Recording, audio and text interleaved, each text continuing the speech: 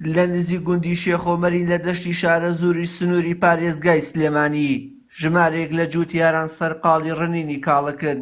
ئەوان بەیانیان زوو دەچنە نێو بێستانەکانیان و بە گەورە و بچووک سەرقاڵی چنینەوەی کاڵەکن.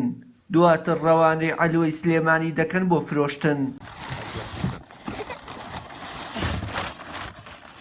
ڕەئوف مەحەممەد جووتیارێکی ناوچەکەیە و سەرقاڵی ڕنینی کاڵک بوو.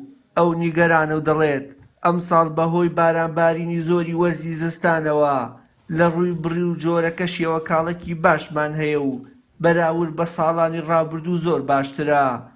بەڵام ئەوەی جووتیارانی هەرێمی کوردستان نیگەران کردووە کەمی نرخ و ساغ نەبوونەوەی بەرهەمەکانیانە وەک پێویست لە بازاڕەکاندا.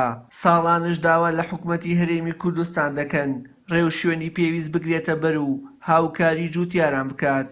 ئەمە بەرهەمی خۆمانە، کاڵەکی خۆمانە، ئەیڕنین نێرین بۆ بازار بۆ عەلوە. بەڵام بەداخەوە بەهۆی زۆری کاڵەک و بە هۆی نەبوونی بازارێکەوە کە کۆنتڕۆڵ کرێ کاڵەکەمان پارە ناکات. بۆ نمونە پیکابێکی ئەوە 800,000ەکە، من ئەم کاڵەکە چەندێکم تیا خەرج کردو، ئێستا پارەی جووت و بەو جوانێ و بەو وەزعیش پارەی جووتوینەکەم بنێ ئەحتیادی ئەیدەم. ئێمە فەلا لە هەموو بارێکەوە، بۆ نمونە لە بواری بامێ، تەماتە، کاڵک لە هەموو بارەکانەوە مەغدورین. ئەم سیارە بیگرە بۆ عەلوەکە بە 20,000 ناناڕوە، بەڵام کاڵەکەی بە 80,000 ناناڕوێ. ئەوەش کاڵەکەیەتی. هیوادارم حکومەتی هەرێم ئەم ساڵ هیچ ئیمساڵ ڕووی، بەڵام بۆ ساڵانی ئایندە بیرێ لە وەزعی جووتیار بکات و ڕێوشوێنی پێویست دابنێ لەبەرەوەی کە جووتیاران زەرەر نەکەن.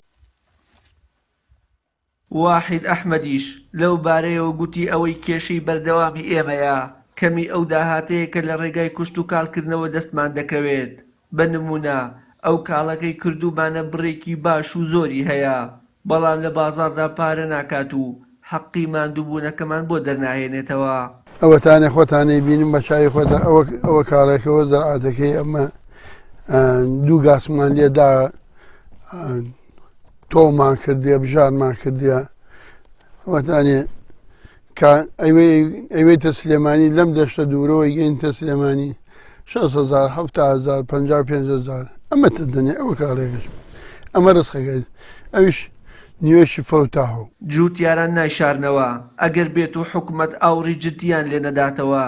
ئەوە ئەگەری زۆری هەیە جووتیارانی سنوورەکە بۆ ساڵانی ئایندا پشت بە بەرهەمی کوشت و کاڵی بۆەوە دەستخستنی سەرچاوەیەکی دارایی نەبەستن و ئەمەش هێندەی تر ئابووری هەرێمی کوردستان و ئاسایشی خۆراک بخاتە ژێر مەترسیەوە. وشیار محەممەد، کەناڵی ئاسمانی پەیام، شارە زۆر.